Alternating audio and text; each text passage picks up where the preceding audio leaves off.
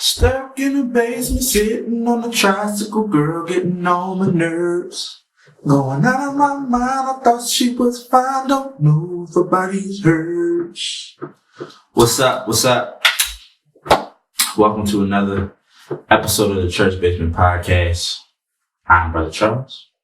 Welcome to the basement. Hey man, listen. It's Christmas time. There's a lot going on. From what I've seen on my socials and what I've heard from my friends and what I've just peeped, is a lot of people don't like their family. Let's talk about it.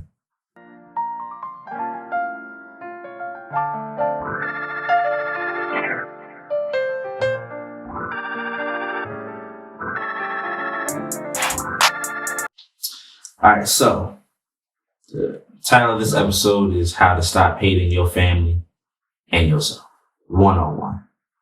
Scripture, 1 Corinthians 13:13. So now faith and hope and love abide, but out of these three, the greatest is love. On the song of the week is Joy by Reverend James Moore and the Mississippi Mass Choir. A lot of people was like, why you always listen to the old gospel? Because the old gospel is the best gospel.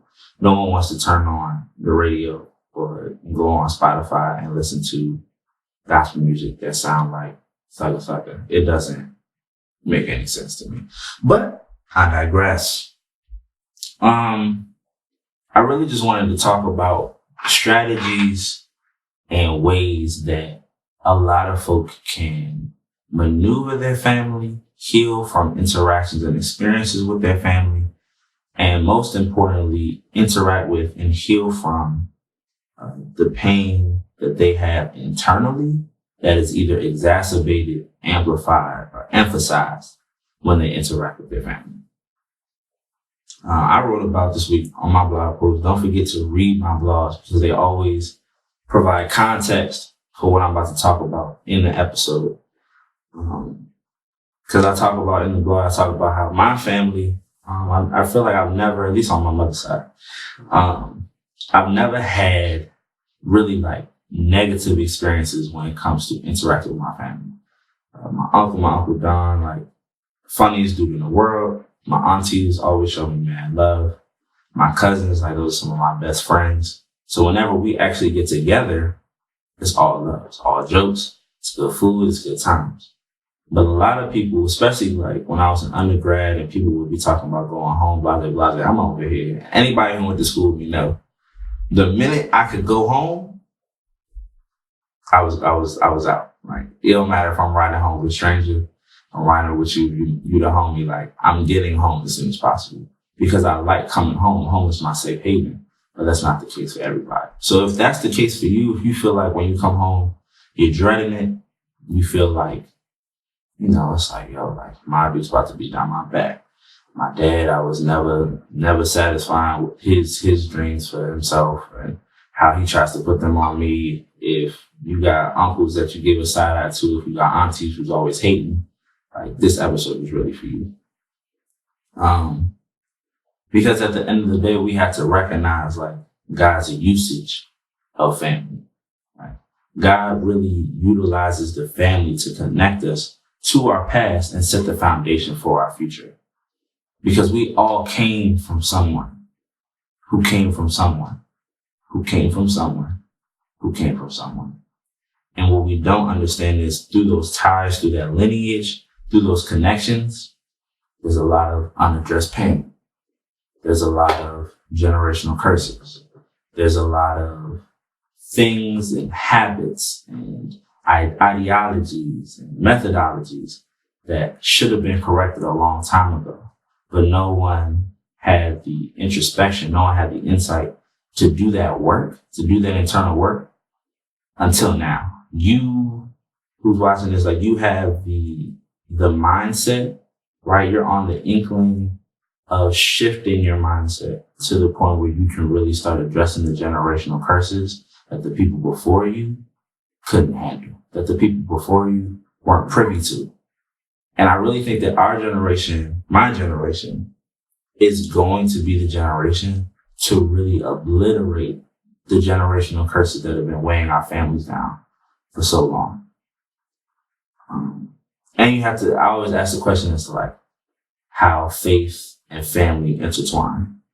And you gotta take it all the way back. And I've been seeing a lot of images this week about Adam and Eve in the garden, and people kind of have a one-track mind when it comes to faith, especially when it comes to elements of the Bible that have very limited perspective.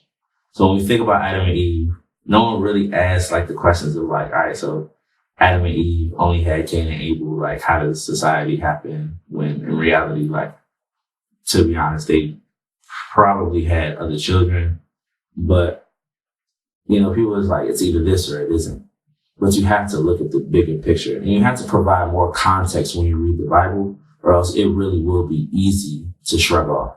And some people get offended when people scoff at the Bible or people question the validity of the Bible because elements of the word are confusing. But that's because we're not asking questions. And it's okay to ask questions about the word that has literally shaped millions of people's lives, billions of people's lives. But for this context, I'm going to talk about Adam and Eve in the structure of what a lot of our families are dealing with. So for those of you who aren't familiar, you know, everybody's not a Bible scholar, and I'm not mad at you. If you got a B minus, maybe a C in Sunday school, this one's for you. Adam and Eve.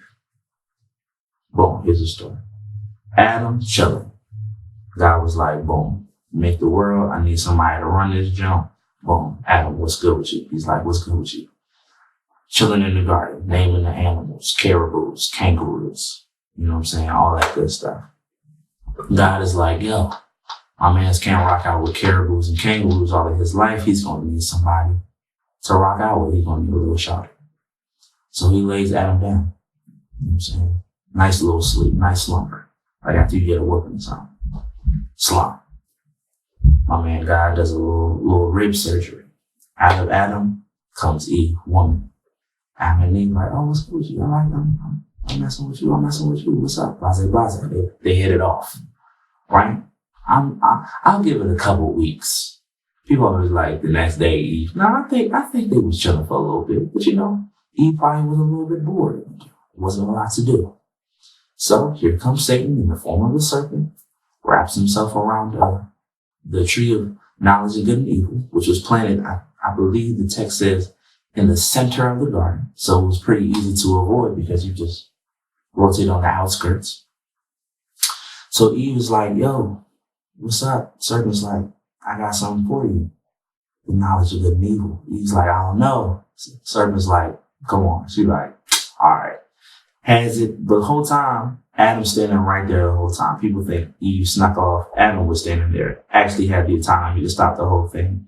Pretty docile in the whole situation, but we don't got to talk about that.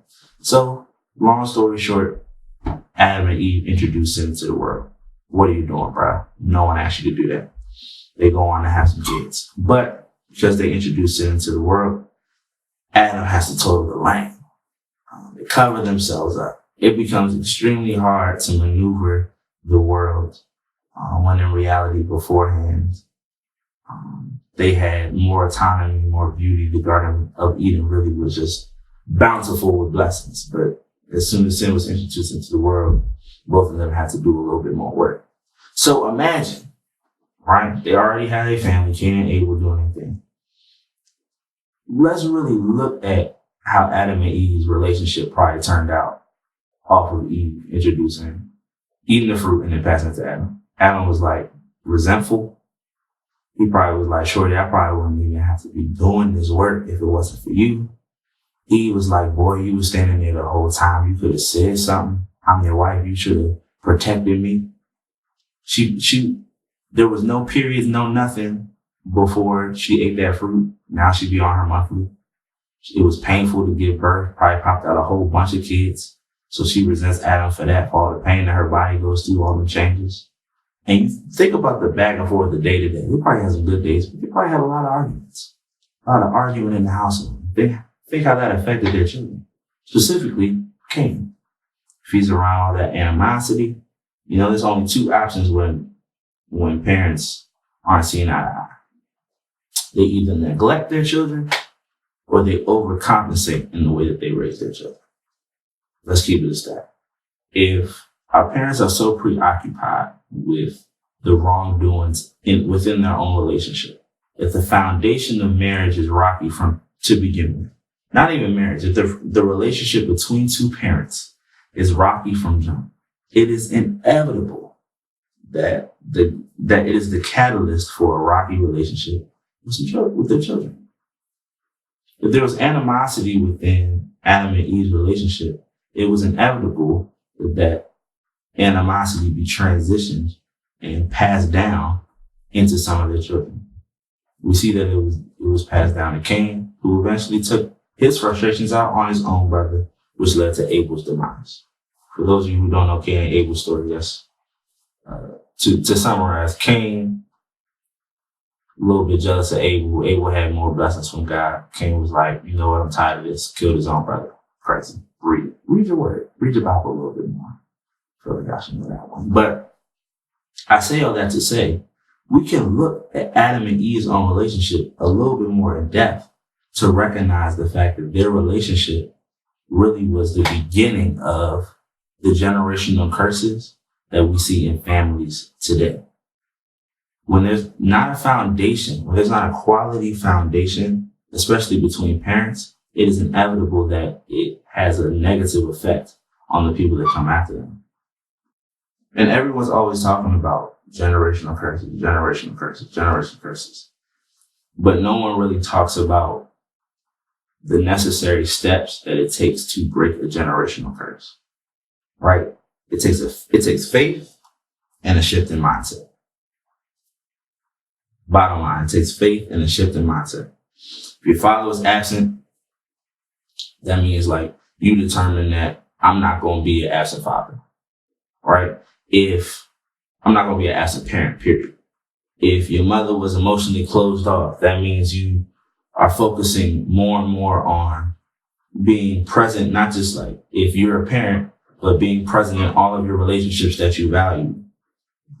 If Big Mama passed away at 62 when you thought she was going to live to be 150, but she had diabetes, you're recognizing that you need to make a shift in your own diet, in your own fitness regimen. You need to value your physical health more, right? So you don't repeat the same problems repeat the same mistakes that Big Mama did. Uncle Rufus passed suddenly.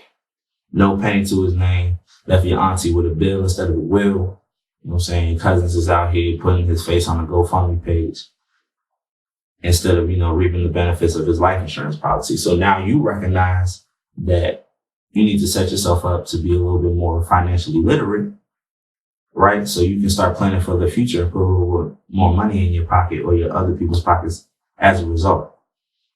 The only way to break generational curses is to recognize them as generational curses. Have faith that God will deliver you from said curses, but then also, faith without works is dead. Do the work that is necessary, right, in order for you to get to the point where you recognize that you are delivered from said curse. It takes a while too. It's not going to be instantaneous. I know a lot of people who have this like built up resentment towards a family member that they probably never even addressed. It's time to address it. I know a lot of people who steer away from communication because they know it eventually will probably lead to a level of confrontation. And to that, I say it's time to start re-strategizing. All right? It's time to start recognizing that forgiveness doesn't necessarily have to look like buddy-buddy reconciliation. And this is something that I really have been focusing on for a long time. And this kind of goes back to, I think the brother's name was Botham John, who was killed in his own apartment. Everybody was talking about how Shorty who killed him, how she got to the courthouse and his brother hugged him and the judge hugged him, hugged her, which was like, no one asked you to do that, Shorty. Who does that? Who gets off of the stand and goes to hug someone who literally just got convicted of mercury. Like, you're going to be all right. No, you didn't need to do that. But everyone was talking about Botham Jean's brother, right? The strength that it took to embrace the woman who killed your brother in cold blood. Emphasis on cold blood. And, the Christian community is like, that's the level of forgiveness that Jesus expects from those who believe. I think that the forgiveness part, absolutely. Jesus always wants us to put our best foot forward, turn the other cheek, and recognize that, we are not without sin ourselves, right? But I don't think Jesus requires us to always hug, and be best friends with the people that we forgive. I think Jesus recognizes that forgiveness is a weight, and he doesn't want us carrying anything unnecessary. All he wants us to do is carry the faith in him. That's it. I don't think that buddy familial reconciliation is always required. It has to be the following of forgiveness.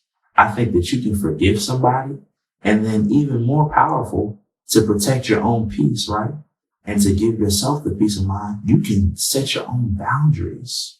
You can set boundaries around that individual who hurt you to that point. People always think that forgiveness has to automatically mean like the same familiarity. It doesn't have to. In my opinion, you can disagree with me if you want to. Send me some comments below or whatever. Hit a button in your email. Do what you do. But in my opinion, forgiveness does not always have to mean buddy familial reconciliation. And that goes for anybody in your life. People always think like friends, whatever. Like, oh, family is family. So it's like, no, that individual in your family who was responsible for a major level of toxicity, a major level of pain, a major level of a lot of different things. I'm not saying that you have to completely cut them off. No. But you have to recognize that you have autonomy in your forgiveness when you were the one who was wrong. And on the flip side, for individuals who are watching this, who were those family members who may have caused pain? Who were those individuals in the family who everybody sucks their teeth at when they walk in Big Mama house? Because it's like, here you go with your level of negativity that's always trying to mess somebody up. Because we have to recognize our own roles and the fact that we are sometimes the villains in other people's stories. To those people, you have to recognize that if you were in the wrong, you don't have any autonomy in a situation where you're seeking forgiveness. You have to be patient, right? And give someone the grace to forgive you. Like, forgive me right now. No. Or when someone says like, all right, it happened, get over it. No. You can't rush someone's healing process.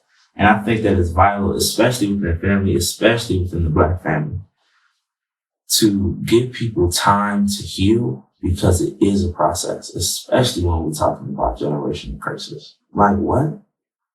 How can you sit up in someone's face after, years of pain and expect them to just automatically turn a whole new leaf just after one conversation? You could have a positive conversation, hours long, maybe revisit it again. It could still be positive, and that person still would need some time. That's just how it goes, and there's absolutely nothing wrong with that. There's nothing wrong with that. And all right, we getting down to the wire. But my thing is, when it comes to the Black family especially, we have to learn how to take our time and be very intentional with our healing. Black people, we are so good at pushing pain. Like, kick the can down the street, pushing pain down the street. And you know what we do when we push our pain away? Like, all right, I'm cool. I'm good, bro. I'm straight. I'm straight, bro. You good? Nah, you good. You straight. I'm good, Mom. All right, Papa, man. You good, bro. All we do is push that pain, right? We think we're pushing it this way. We're definitely pushing it down here, right? And eventually it's like stuck like right here. And we sit on it. We're like, all right, it's not really affecting me like I thought it was. And then boom, all of a sudden we got some kids and that pain went somewhere. It went into our babies. Our parents did the same thing, it went into us. Our grandparents did the same thing, it went into them. It's been happening since the dawn of time, since Adam and Eve. Pain is pushed down and it has to go somewhere. Someone has to receive your pain in some capacity, right? So it's time that we start practicing releasing our pain, recognizing our pain for what it is, finding the source of it, addressing it, and then changing our mindset to say that we negate everything, every lie, every insecurity, every aspect of ourselves that was wrong, that came from this source of our pain. And sometimes that source is connected to a family member. Sometimes that source is connected to an experience. Sometimes that source is a little bit murky, but we do have some type of idea where it comes from. So addressing it, recognizing it, and then telling ourselves that we are not the negative result that comes from this negative experience, that gives you all the autonomy, all the power in the world to go forward and leave your pain right there. Instead of carrying it all the time. Who has time? Who has the strength? We all do, but we don't have to do that. God doesn't want us to do that. And I think that's really the beauty of the relationship that I have with God is like, I know that God is not trying to set me up. I believe that. That's one of the major factors of my relationship with God is like, I know that my man is not trying to trip me up. He's just trying to show, whenever I'm experiencing something negative, I had to recognize this for myself. Whenever there was something going on where I'm like, all right, bro, like, this ain't it. It's because there's an aspect of it that exposes something negative inside of me that the Lord wants me to address in order for me to be better before I go into the next phase. And a lot of times when we feel like, oh, like, God, why you got me in this rut? Like, why are all these negative things happening to me? Why am I feeling this way about negative things that happened years back? Why is this new experience reminding me of an old experience? It's because there's levels, there's aspects of your spirit that are still going unchanged. And the whole point of having a relationship with God is so he can change you for the better. But if there's aspects of yourself that you still like, oh, I ain't even worried about that. He's going to be like, but I am.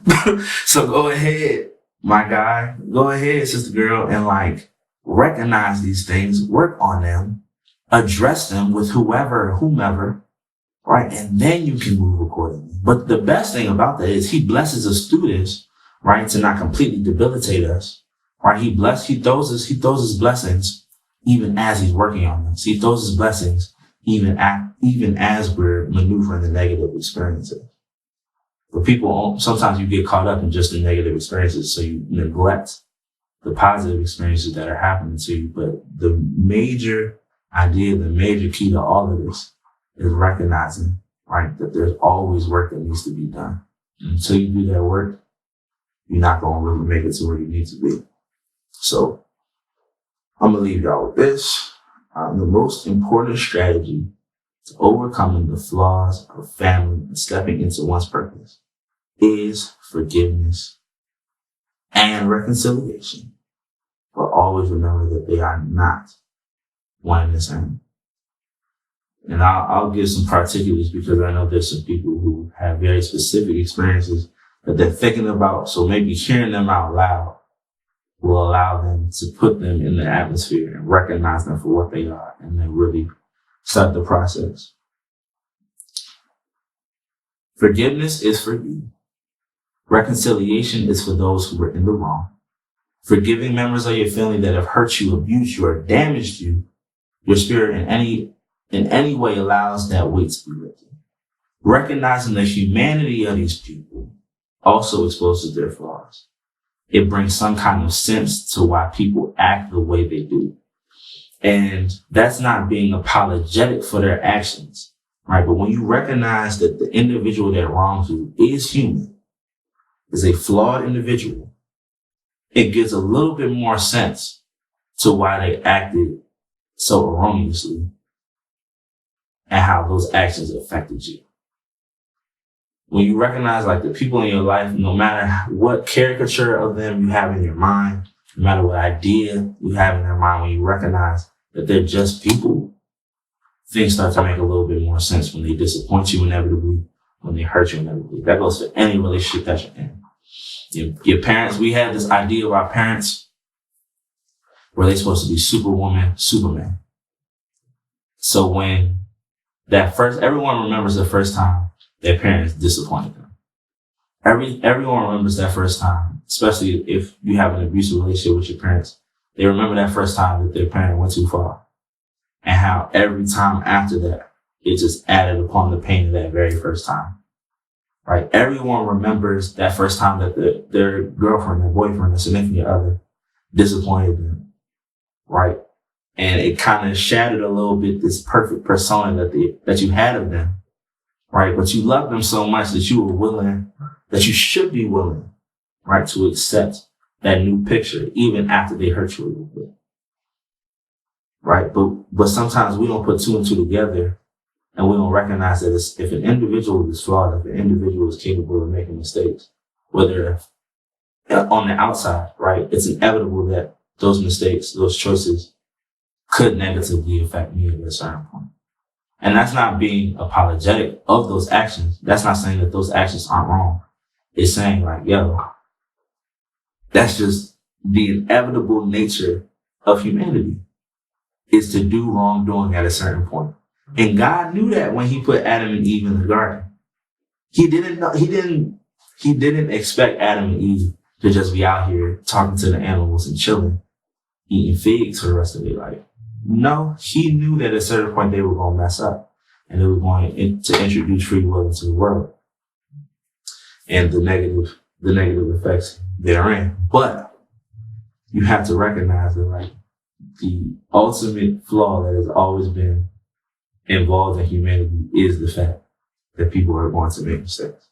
But the beauty is God anticipates that, and God has accepted that, and God has blessed us, even though he knows we're about to be messing up over and over again. So we as a people have to recognize that as well.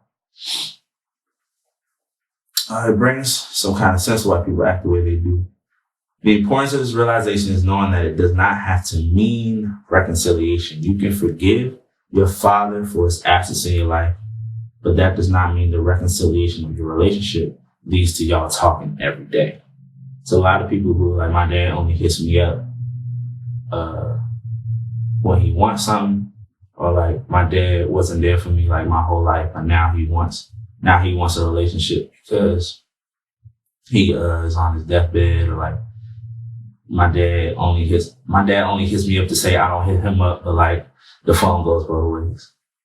There's complexities to those relationships. There's layers to those relationships.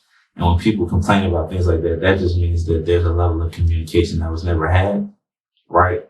But now there's a level of communication that is wanted. People have to recognize that like levels of communication are usually based off conversation. If I did you wrong at a certain point, and we never had the conversation where I thoroughly apologize to you for the wrongdoing, your levels of communication with me are going to be a little iffy. So if you're in that position right now and you're not picking up the phone for someone who did you mad dirty, but all of a sudden they just want everything to be copacetic, you should say, my communication with you right now is limited because there's a certain conversation that needs to be had that never was. But you need to get to the point where you're strong enough, right? And make sure that you're doing the work to be strong enough to have that conversation, because it could be more than you anticipate. What else? You can forgive your mother for constantly insulting your appearance throughout your life, but that does not mean reconciling to the point where the boundaries you established are blurred. A lot of people, a lot of sisters, in my life at least, talk about the negative experiences that they have with their mom. Like if they had brothers, the difference that they had growing up. You know, they cleaning the crib top to bottom, stepping over their brothers, while they playing the game, or, all the accolades that their brothers would receive in school versus like them just kind of getting a half pat on the back, or them having to be a second mom to their brothers, at the same time. And now that they're in their own big age, they recognize that somewhere along the line, the connection that they had with their mom, either fizzled away, turned into a level of animosity, or there's a level of resentment that they had that they never really addressed. So that's another one where it's like, I'm not hitting my mama all the time. I'm not pulling up to mama's crib all the time. I might have moved across the country to get away from my whole family because there was a conversation that needed to be had, right? There's some forgiveness that needs to occur, right? But I'm not really there yet. So for every wrongdoing, shortcoming, and flaw that someone has had to expose about you, you can get to the point where God shows himself in your own forgiveness. And that's the beauty of it. It's like, once you do get to the point where you've done the work, you've had the conversations, you are at the point where you can choose reconciliation familiarly or, structurally, things like with set boundaries and stuff like that.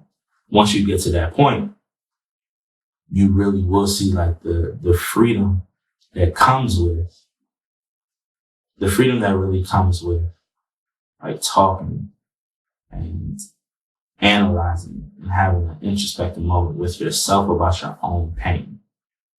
And with that comes, I would say, supernatural forgiveness, because God is in everything. But forgiveness is one of those things where he shows himself in ways that just aren't anticipated.